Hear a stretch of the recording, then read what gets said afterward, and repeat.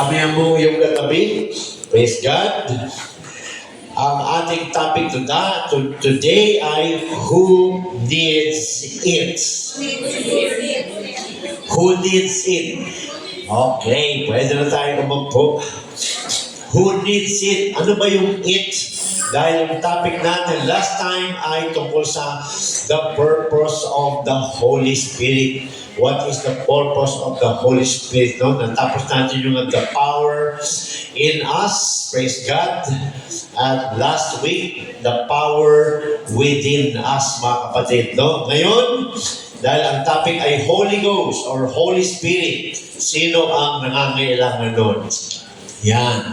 Who needs it? Basa natin sa Revelations 21:6. Revelations 21:6. Amen. Ang sabi niyan, and he said unto me, it is done. I am Alpha and Omega, the beginning and the end. I will give unto him that is athirst of the fountain of the water of life freely. Amen. Praise God, no? So ating topic, no, ay para ipakita sa atin ngayon, sa buong mundo ngayon, na ang Holy Ghost ay para sa lahat. Ayan. Hindi lang para sa mga apostles o mga disciples, praise God, kundi para sa lahat. Amen. No? Maging unbeliever, para sa lahat ang Holy Spirit. Maging sa believer, sa lahat ng tao. Dahil nakalagyan sa Joel 2:28, no? In the last days, sabi ni Lord, I will pour out my Spirit upon all flesh. Praise God, para sa lahat. Hallelujah. So, ano sinasabi niya, mga kapatid, no? Sabi diyan, I will give unto him that is athirst. Yan ang conditional, no? Conditional verse ito, no? Kailangan ikaw ay nagdi-desire. Yan, no? Hindi tama yung nakagaya ka lang sa likod, tapos sabi mo, kung akin yan, that is a wrong attitude. No? Bibigyan ni Lord ang nag-desire ng Holy Spirit. Yung uhaw sa Holy Spirit. O yung mga gusto rin mapuspos, na hindi na napupuspos, kailangan may desire siyang mapuspos. No? Kaya sinabi kanina sa ating devotion, no? Praise God. Hallelujah. Kaya sabi dyan, no? I will give, sabi the Lord, unto him that is athirst of the fountain of the water of life freely. Hindi mo kailangan paghirapan. No? Hindi mo kailangan bayaran. Hindi mo kailangan bilhin. Hindi ito na-earn nating last subject last week, mga kapatid. No? Ito ay binibigay ni God freely. Yan, no? Praise God. Di ba yung nakalagay nga sa Romans 6:23? Sabi doon, for the wages of sin is death. But the gift, ito ay gift of God. Amen. Ito ay gift of God. No? Sabi dyan, for the wage of sin is death, but the gift of God is eternal life through Jesus Christ our Lord. Kaya tayo magkakaroon ng buhay na walang hanggan. Ano yun? Makakapasok sa kanyang kingdom. No? Dahil sa Holy Spirit na ating tinanggap, mga kapatid. Yun din yung binigay ni Peter sa Acts 2:38. Then Peter said, repent and be baptized, every one of you, in the name of Jesus Christ for the remission of sins, and ye shall receive.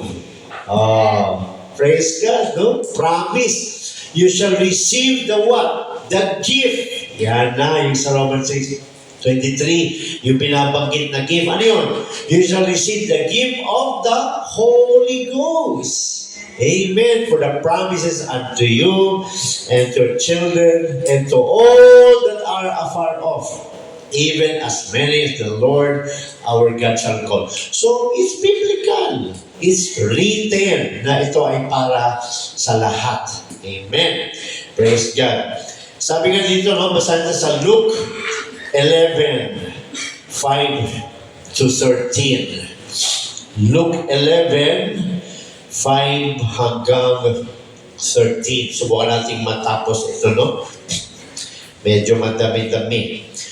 Luke 11, 5 to 13. And he said unto them, which of you shall have a friend, and shall go unto him at midnight, and say unto him, Friend, lend me 3 loaves.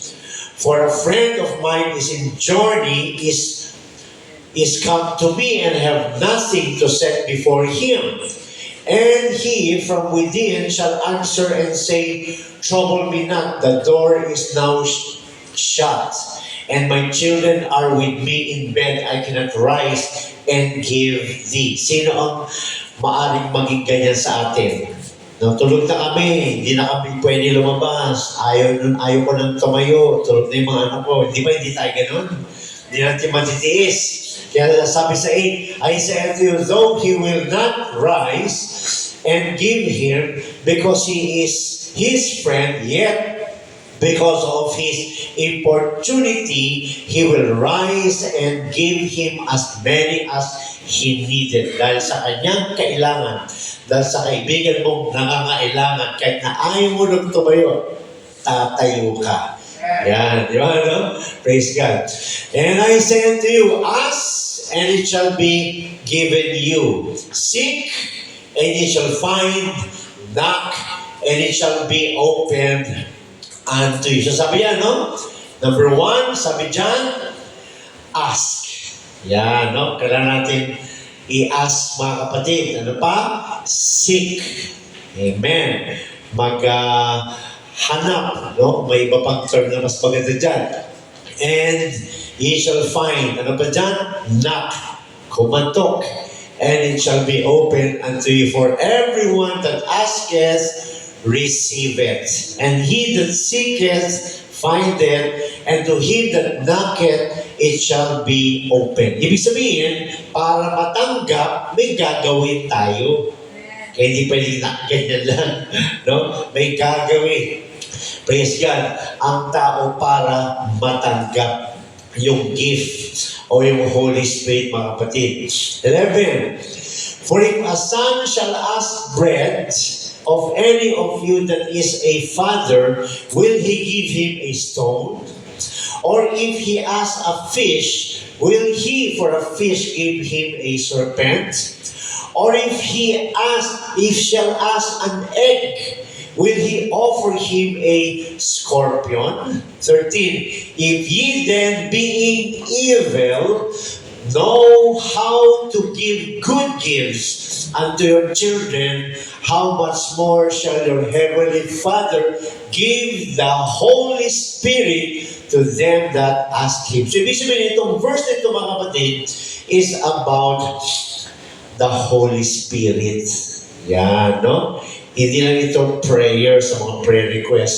Nagpapatungo ito, ang verse na ito, sa pagbigay ng Diyos ng Holy Spirit. So, pinapakita dito ng mga kapatid, no, na ang Diyos mismo may desire magbigay sa atin ng Holy Spirit.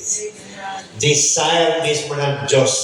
Joy mismo ng Diyos na magbigay ng Holy Spirit sa mga tao. Kaya sabi ito, mga kapatid, in this portion of Scripture, we find that the focus of the asking, seeking, and knocking is the Holy Ghost. Diyan naka-focus yung verse tungkol sa Holy Ghost. Amen. Asking, seeking, and knocking. May gagawin ka talaga para matanggap mo Holy Ghost. And that is faith. No?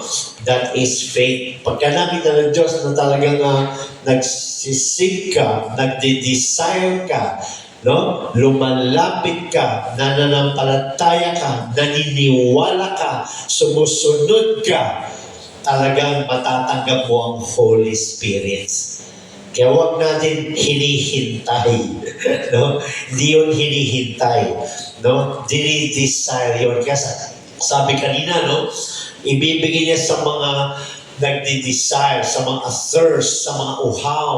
Di ba? Pag uhaw ka, naghahanap ka ng tubig. Pag uhaw ka, binubuksan mo ang ref mo. Pag uhaw ka, bumibili ka ng tubig. May ginagawa ka para makainom ka. Yun, no? So yung gusto makareceive ng Holy Ghost, kailangan may gagawin.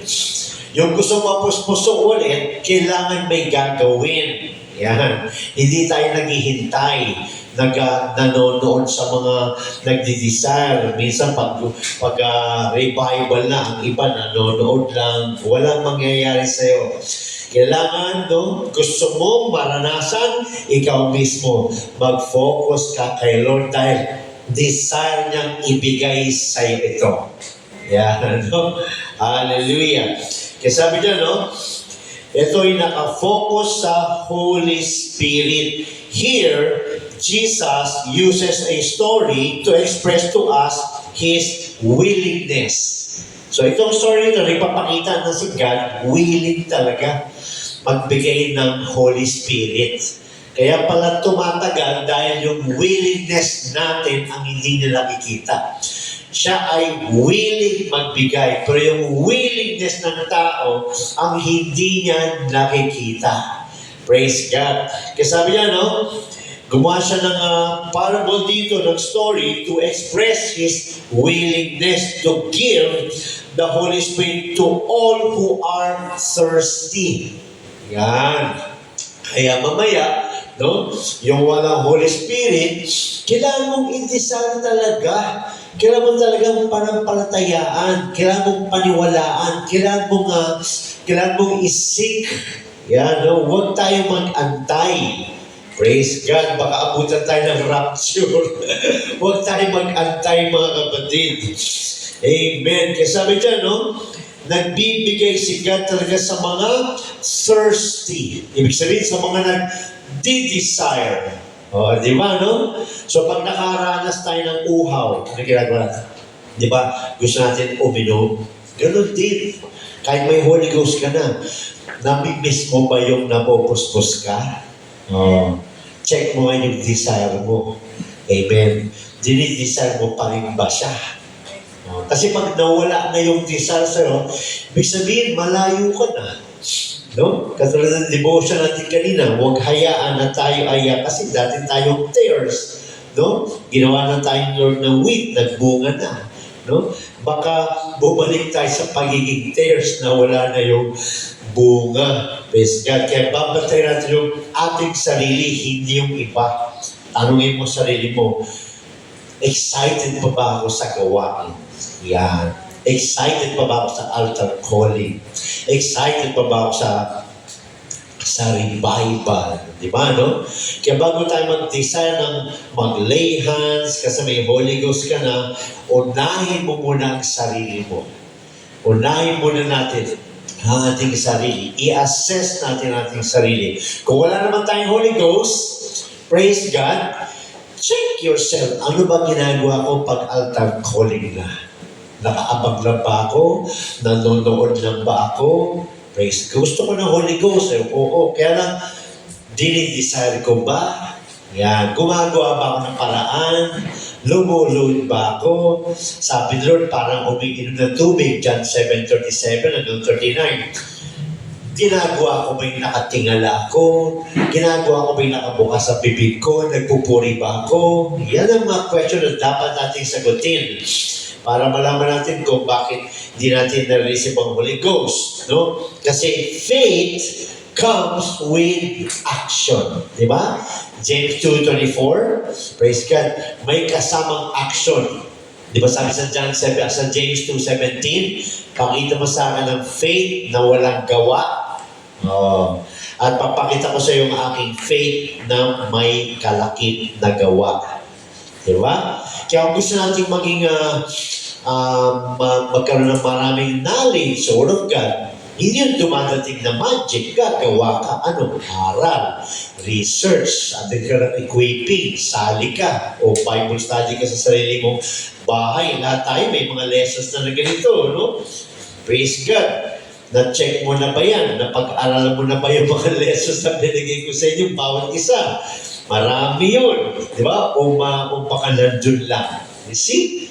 Kaya yun ang ibig sabihin, mga kapatid, no? nagbibigay si God pag tayo ay may action. Yan, no? Dahil doon nakita ni God, ito, gusto nito. Ito, gusto talaga nito. Kasi sabi diyan, hallelujah, sa mga nagdi-desire. Praise God. The word parable comes from two Greek words. Ano yung isa? Para. P-A-R-A. Which means beside or alongside. Yan, no? Hindi direct. Alongside. No? Alongside, ibig sabihin, close to the side of, next to. Yan, no? Nasa gilid. Kumbaga, nagbibigay si God ng message pero parable. Amen? Hindi diretso sa'yo. Kumbaga, kailangan mong mag-seek. Kailangan mong aralin. Para ano kaya ibig sabihin ni Lord? Ganon ang parable. Alongside. No? Alongside means close to the side of. Yan. O kaya next to. O kaya pahapyaw. Yan. Pahapyaw. Praise God, no? Kaya pagka parable ang binabasa natin, huwag natin basahin lang yung parable. No? Alam natin yung parable, di ba? Parable yan. Okay. Alam mong parable. Ano ibig sabihin kaya ni Lord doon? Minsan pag nagbigay siya ng parable, in-explain niya rin yung meaning later on, di ba? No? Pero may mga hindi.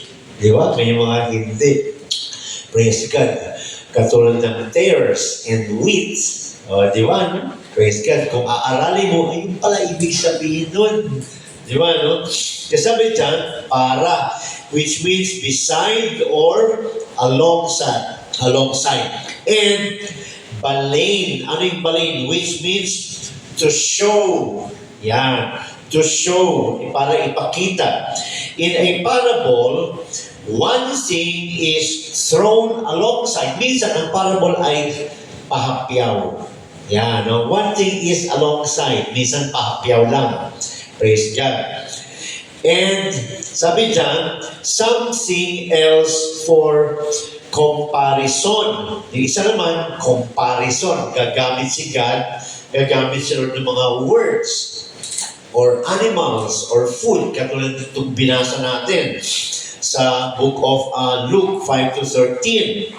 So sabi niya, no, para, which means beside, or alongside, and balain, no? B-A-L-L-E-I-N, which means to show. So yun yung parable, no? Para and balain, no? Alongside and to throw. Yan, nagbabato si Lord. Yan, ng message. Minsan, pahapyaw, minsan, comparable, kino-compare. Yan, no? So sabi nito mga kapatid, no? Something else for comparison. Yun naman yung balain. Praise God. So, ibig sabihin mga kapatid, kailangan, pag may parable, naalala ko yung turo ni Dr. David Bernard, no? Pag parable, no? Unawain, basahin, aralin, i-research. Dahil kung ma-miss mo ang ibig sabihin ng parable, wala na, sayang na. No? Kaya maganda rin pag-aralan ang mga parables. Praise God. So sabi dito, no, pag parable, we need to be sensitive. Pag binabasa natin ang parable, no? Meaning, don't just read it, but understand it. Be aware, be sensitive. Ano kaya ibig sabihin nito? Yan.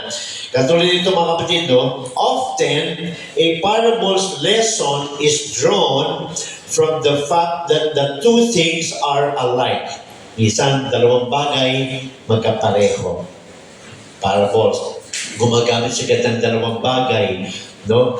Na magkapareho. But sometimes, the lesson is drawn from the fact that they are not alike. Pero minsan, hindi pareho. Pero ginagamit ni God. No? Example, in this parable, Jesus uses both of these methods. to teach us about the Holy Spirit. Ano yung ginamit ni Lord? Kung babasahin natin dyan, gumamit si Lord ng bread. Di ba? Gumamit si Lord ng bread. Ano pa? Fish. Ano pa? Eggs. Praise God. Ano pa?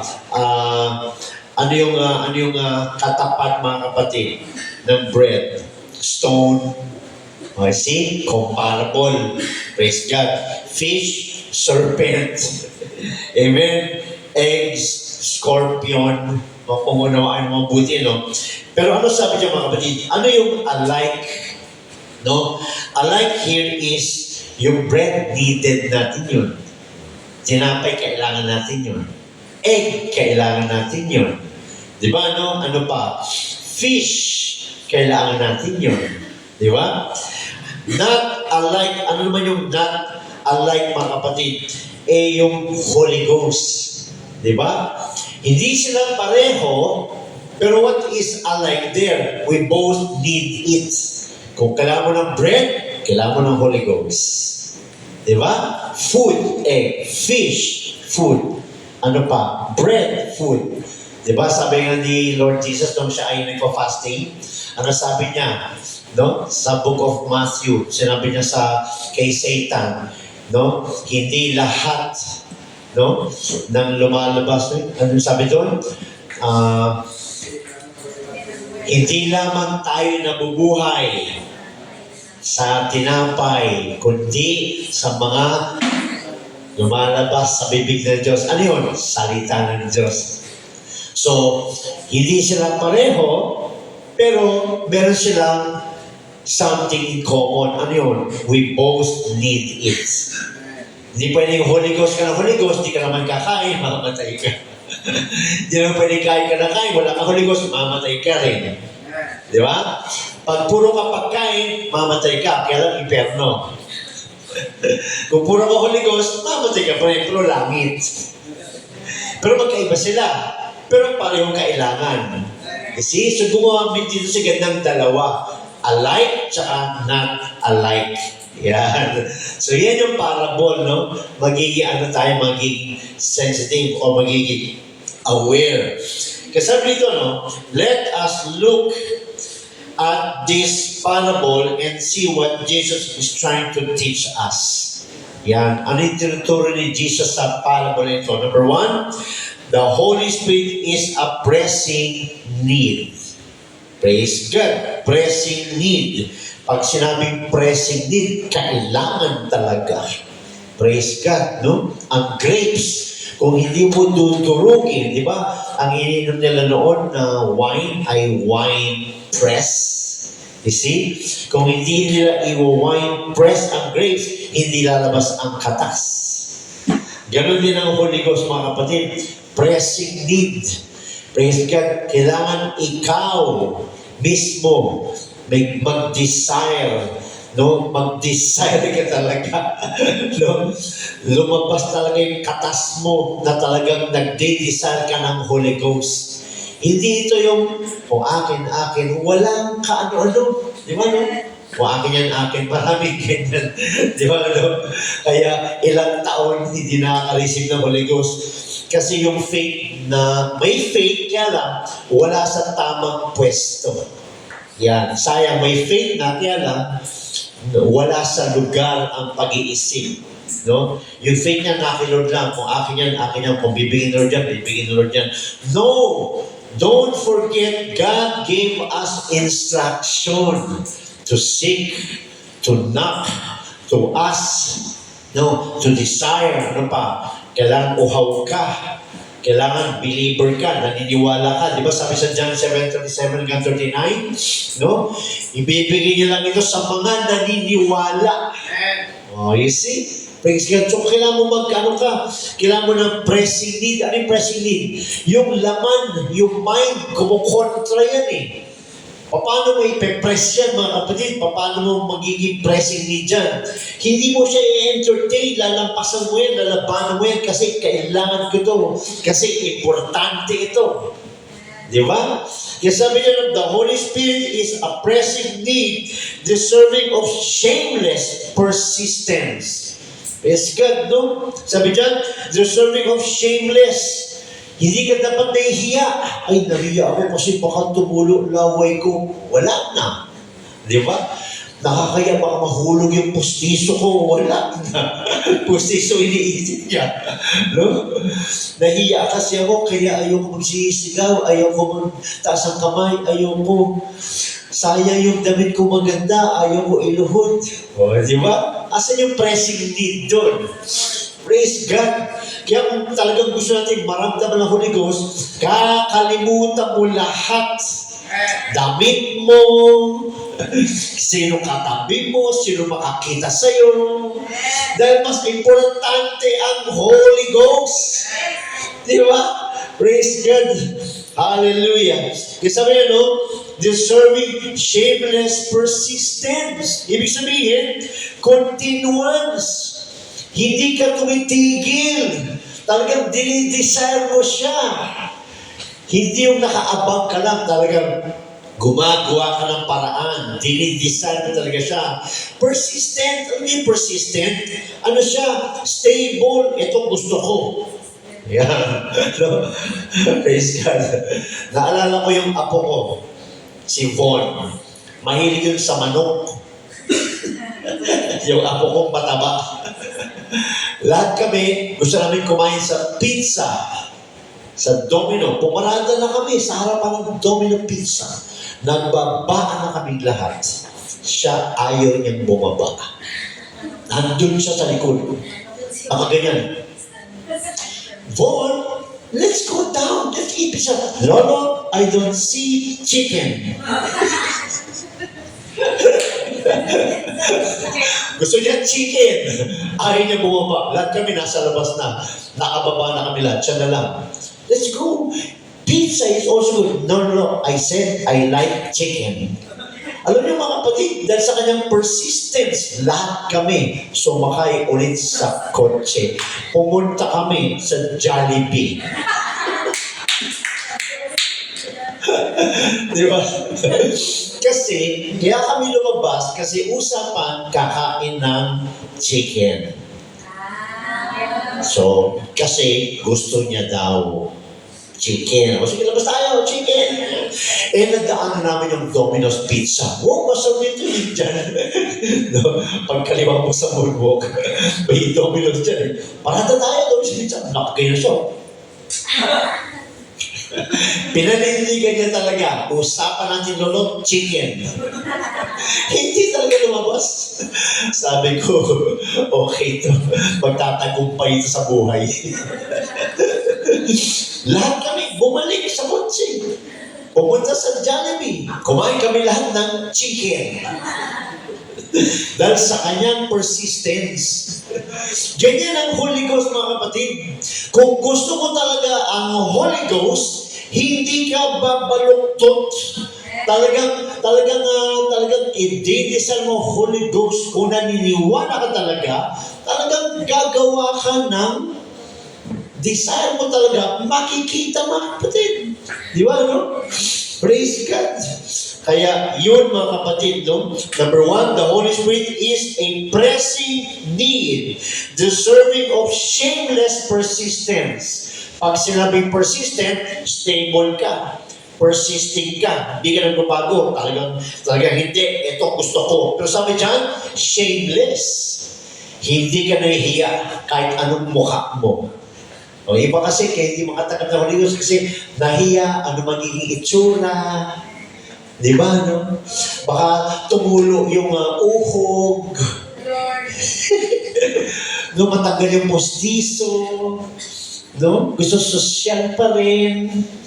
Di ba? Hindi ganoon. Kailangan natin ng shameless persistence. If you want to receive the Holy Ghost, you need to desire it. You need to be persistent kay Lord. Dahil yun ang inaabang ligad ng pananampalataya. Amen. Praise God. Ano yun? Consistence. Praise God. In spite of difficulty.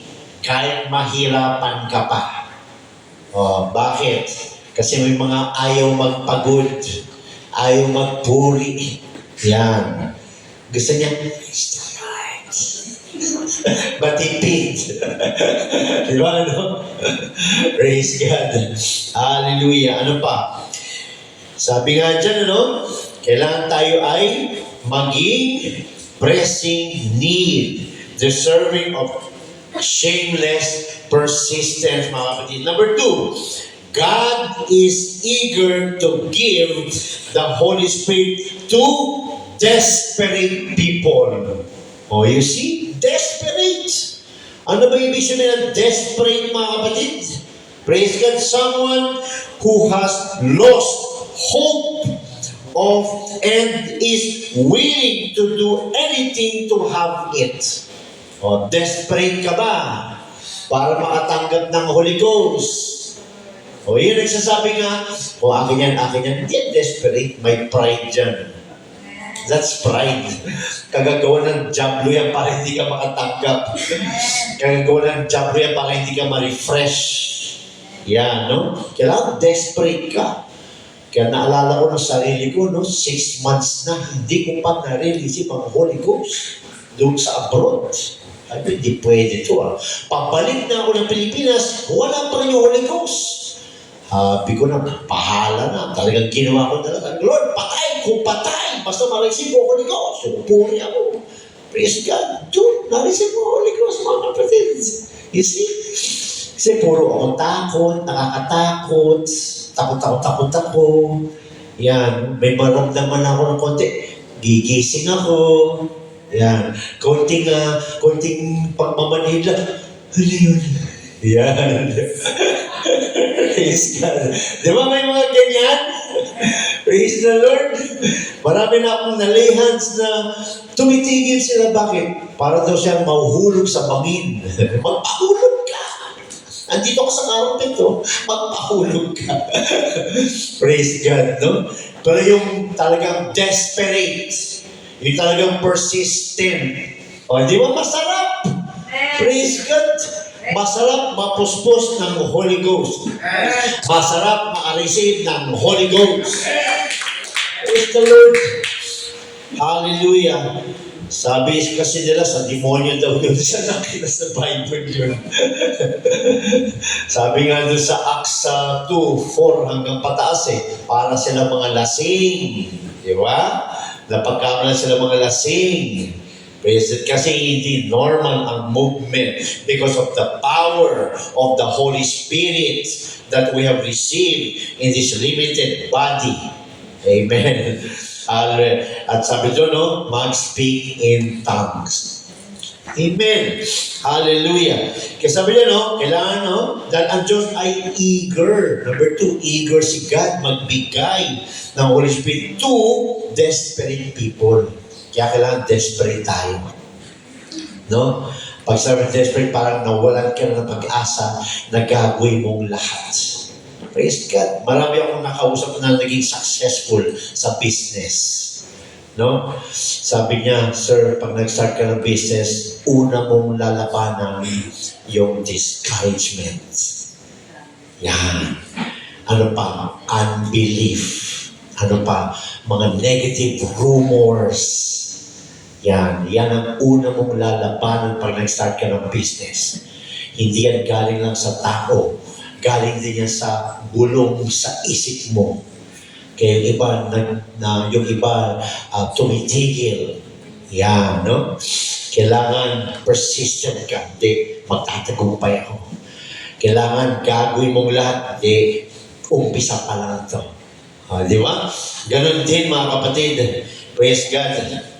Kailangan tayo ay persistent, in need, pressing need, shameless, hindi tayo mahiya. Praise God. Ano pa? Desperate. Talagang kailangan ko to. Yan. Di ba? Praise God. Kasi sabi na, no? What we need and what we think we need. What we need and what we think we need. Magkaiba yun. What we need and what we think we need are not always the same. Okay, ito yun. What we need, alam ng Diyos yun. Pero what we think we need, yun ang alam mo. Pero yung kaya ang kailangan mo ba talaga? Kasi may mga kailangan tayo. Kaya minsan hindi binibigay ni God kasi mas alam ni God yung kailangan mo talaga. Kaya nga, what we need and what we think we need are not always the same. Di ba, no? Maganda yung may need ka, nagpe-pray ka, pero pag hindi ka sinagot ni God, dahil alam ni God kung ano talagang kailangan mo. Di ba? Kaya sabi niya, are not always the same. A need is indispensable. Ano ba talaga ang need mo? Indispensable. Ano yung indispensable? Tunay na pangangailangan. Real need. Di ba? Praise God. So, kailangan mo ng sasakyan. Okay. What you think you need, bumili ka ng Mercedes-Benz na van. Meron namang Toyota na van. Di ba? What you think you need, Benz to. Di ba, no? Pero ang kailangan mo lang talaga, Benz o sasakyan lang. Yun. Di ba, no? Praise God. So, what we think we need are not always right in the sight of God. Kaya nga lagi tayo dapat naka-align sa will ni Lord kasi si Lord ang nakakalam ng what we really need. Kaya sabi niya, no? A need is indispensable, something that is essential, important. Important ba na branded? No. Ang iyong pantalon. Kesa sa hindi branded na pareho namang may zipper. Diba? Naalala ko yung sabi ng tatay ko, alam mo na, ang mayaman lagi mayaman. Ang mahirap lagi mahirap. Bakit? Kasi ang mahirap, kaya mahirap kasi pag nagkaroon, gastos kagad. Ang mayaman, kaya mayaman kasi alam niya ang value ng pera. Kaya nag-iipon siya. Kaya mahirap, lagi mahirap. Bigyan mo ng 1,000,000 yung mahirap, tignan mo. Hindi pa rin magbubukas ang bangko yan. Mamimili ka agad ng mga pangarap niya kasi what he thinks he need, kailangan ko ng latest ngayon. Itong uso. Kasi may pag pinindot mo yung tatawagan mo, lumalabas yung mukha. Kailangan mo bang makita yung mukha niya para makausap siya? O kailangan mo lang siyang marinig. This is what we need. We don't need that face. Kaya di ba, no? Kaya yung mahirap, lagi mahirap kasi laging nakatingin sa kapitbahay ko, bumili ng kotse. Pag pinagpala ko, lalampasan natin yan. Di ba? Kaya what we need, no, and what we think we need is not always the same. No? It's not always right. Kaya magiging ang Christian kasi talaga, dapat ang Christian ay practical. Di ba, no? Praise God. Binigyan na siya ng budget, pambili ng pera. Okay, yun. Binigyan siya ng budget para makabili ng sasakyan. Makakabili siya dapat ng mga L3, mga pang-church, no? Pero ayaw ko, bakit? Dadagdagan ko pa yan, bakit? Gusto kong bumili ng yung L3 din, pero kailangan Mercedes, pero kaya BMW.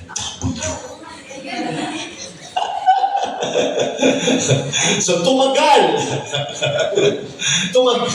Samantalang andun na. Di ba? No? Andun na eh. Tumagal lang. Nabawasan pa. Hanggang sa na zero pa. Kaya lang ako sinasabi mga kaibigan ko, no? Pag may sahod ka, mag-open ka ng account. Open ka ng account. Kahit maliit, kahit piso, 5, Gs, 50 every month, lalaki yan. Yan. Praise God. Kasi sabi niya, no? ito ay indispensable ang tunay na need. Real need. Indispensable means real. Tunay mong kailangan. Something that is essential, importante. We know that the Holy Spirit is essential to salvation. Kaya huwag tayo makontento na meron tayong church service, fellowship. Maganda yun. Kaya isipin mo may rapture. Isipin mo may katotohanan na may dadating na rapture. So kung may rapture, anong dapat mong unahin? Gitara. Di ba? Kaya nung nalaman ko ito mga kapatid, ang una ko talaga, Holy Ghost. Kasi nakita ko sa Romans 8, ang wala ng Holy Spirit ay hindi sa Kanya. Naku, yun. Kailangan ko talaga matanggap itong Holy Spirit. Kasi ganyan-ganyan pa ako ng bago eh. No? Paano ko makatanggap ng Holy Spirit? Holy Spirit. Bad Spirit. Holy Spirit. Di ba? Kailangan mo maging persistent. Ito ang kailangan ko. Ano ang gagawin mo? Purpose. Di ba? Ang Holy Spirit ay essential sa salvation. Di ba? John 3:6, ang pinanganak sa laman ay sa laman. Ang pinanganak sa Espiritu ay sa Espiritu. O ano sabi sa pinanganak sa laman? Wages of sin is death, hell. O, hindi tayo pwedeng sa laman lang. Kailangan mo talaga mapanganak sa Espiritu dahil sinabi yun sa John 3:5. Diba? Verily, verily, I say unto thee, except, sabi doon, except, maliban, wala na iba, maliban na ikaw ay panganak sa tubig at sa Espiritu, hindi ka makapasok sa kaharian ng Diyos. Marami po yung sabi, di ano lang yan, bahala ka. Sa rapture na lang magkapatunayan. Praise God, no? Nakasulat sa Bible. Praise God, no? Kaya sabi niya, no? Essential ito sa salvation. It is a need. A need to mga kapatid.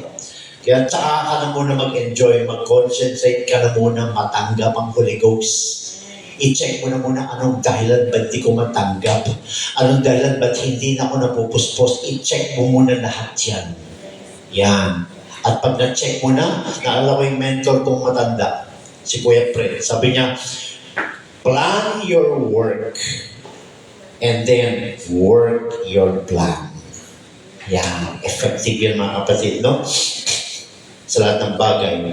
Kasi sabi dyan, everyone needs the Holy Spirit in their life. Kung saan natin, Romans 8:9. Romans 8:9. Praise God. Sabi sa Romans 8:9, but ye are not in the flesh. Bakit? Dahil kausap dito ng Apostle Paul ay church na. May Holy Ghost na. No, kaya ang church na ito, no, we are no longer in the flesh dahil may Holy Spirit na ang church na ito. So, hindi na dapat tayo lumalakad sa flesh. Bakit? Meron na tayong pwedeng panibagong lakad dahil may Holy Spirit na. Kaya ipapaalala dito si Apostle Paul. But ye are not in the flesh, but in the Spirit. If so be that the Spirit of God, yun, dwell in you. Yan, no? Kung nasa iyo na, kung nanananahan na sa iyo ang Espiritu ng Diyos. Ano sabi diyan? Now, if any man have not the Spirit of Christ, ano bang Espiritu ni Christ? Yun din. Diba? Matthew 1:20-22, ang nasa tiyan ni Maria ay sa Espiritu. At lumabas si Kristo. The same Holy Ghost ang na kay Christ sa Holy Ghost na ating tinanggap. Kasi sabi niyan, now if any man have not the Spirit of Christ, ano sabi niyan? He is none of His. Hindi tayo Kanya. Kung hindi ka Kanya, kanino ka? Sa diablo. John 8:44. You are of your father the devil. Praise God. Kaya kinakailangan talaga ng tao ang Holy Spirit, ang Holy Ghost. Huwag tayo magpadaya sa mga magagaling na magturo, matatalino, nakasulat sa Bible. The Holy Ghost is important. Kailangan ng salvation. Hallelujah. sa Holy Ghost, mga kapatid, kasama yun, tsaka sa water baptism in the name of Jesus Christ. Acts 19, verse 2. Yan kagad ang tanong ni Apostle Paul. Nung nakita niya yung mga alagad ni John the Baptist, anong sabi niya? Acts 19, verse 2. Amen. Sabi John, Acts 19, verse 2, He said unto them, Have ye received the Holy Ghost since ye believe? Kaya yun kagad ang tanong ni Apostol Paul. Bakit? Panahon na nagbibigay ang Diyos ng Holy Ghost. Praise God. Kaya yun ang tanong niya kagad. Hallelujah. Kaya pa sinabi, ay, born again din ako. Tanongin mo kagad. So, narisip mo na yung Holy Ghost? Kasi yun ang essential na yun. Di ba? Hindi yung, ay, saan ka nag-church? Diretsahin mo na para makapag-share ka na. Amen. Gano'n ay kadami, hindi mahalaga yun. Tanungin mo agad, ay talaga born again ka din? So na-receive mo na yung Holy Ghost? Usually ang tanong, ano yun? Minsan naman, oo. Tanungin mo ulit, paano mo na-receive? Nag-speak in tongues ka? Ano yun? Yun na. Madali ka makapag-umpisa, makapag-share. No? Kaya sabi niya dyan sa Acts 19:2, no? And he said unto them, Have ye received the Holy Ghost since ye believe? And they said unto him, We have not so much as heard whether there be any Holy Ghost. Bakit? Sino ang nag-alaga sa kanila? Si John the Baptist before Christ, death, burial, and resurrection. Wala pang Holy Ghost. Baptism lang ang available. Kaya, pag tinuloy mo yung basahin, nilehan sila ni Paul. Binaptize ulit sila ni Paul because that time, mayroon ng another baptism in the name of Jesus Christ at sila ay pinagtungo ni Apostol Paul ng kamay at sila ay nakareceive ng Holy Ghost at nagsalita ng iba't ibang wika. Di ba? Kabisado na natin yan. Kaya na natin i-share yan, mga kapatid. Praise God. Kaya sabi sa John 3:6, nabanggit ko na kanina, ang pira sa laman ay sa laman, ang pira sa Espiritu ay sa Espiritu. Kinakailangan talaga ang Holy Ghost. Yan ang topic natin, sino nangangailangan nito? Yan, no? The following is a list of various. Hindi na pala matatapos, no? Amen. So, itutuloy natin ito, mga kapatid, para hindi putol, no? Sino-sino ang mga nakatanggap ng Holy Ghost sa Bible? Para makita nilang lahat na ang Holy Ghost ay kailangan, essential sa salvation, at makita nila na ang Holy Ghost ay binigay ng Diyos hindi lang sa apostles, hindi lang sa disciples, bagay sa iba't ibang city and people. Amen. So God be all the glory. God bless everyone in Jesus' name. Amen. Thank you, Lord. Hallelujah.